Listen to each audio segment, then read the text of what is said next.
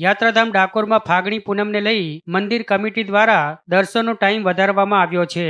તારીખ 3ના રોજ સવારે 2 કલાકે શ્રીજીના દર્શન ખુલી બપોરે 2 કલાકે બંધ થશે। ચંદ્રગ્રહણ હોવાથી દર્શનના સમયમાં બદલાવ કરવામાં આવ્યો છે। ઉત્સ્થાપન આરતી થયા બાદ ભક્તો માટે દર્શનના દ્વાર ખુલ્લા મૂકવામાં આવશે। 9:30 થી 10:30 સુધી સુખડી ભોગ અને શયન ભોગ થશે। ત્યારબાદ સતત 2 વાગ્યા સુધી દર્શન ચાલુ રહેશે। ત્યારબાદ કાળિયા ઠાકોર પોઢી જશે અને બીજે દિવસે મંગળા આરતી થશે તેમ મંદિર ઇન્ચાર્જ રાકેશભાઈ દવેએ માહિતી આપી છે। યાત્રાળુઓને દર્શન અને સૂચનાઓ સતત મળતી રહે તે માટે આગોતરું આયોજન પણ કરવામાં આવ્યું છે। યાત્રાળુઓને દર્શન માટે વિવિધ સ્થળોએ LED વોલ બનાવવામાં આવી છે। ઠેર ઠેર પબ્લિક એડ્રેસિંગ સિસ્ટમ લગાવવામાં આવી છે।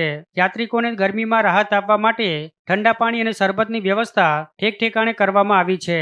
તો ફાગણી પૂનમ તેમજ ધૂળેટી રણછોડરાય મંદિરમાં એક જ દિવસે એટલે કે તારીખ 3ના રોજ હોળીના દિવસે ઉજવવાનો નિર્ણય કરવામાં આવ્યો છે।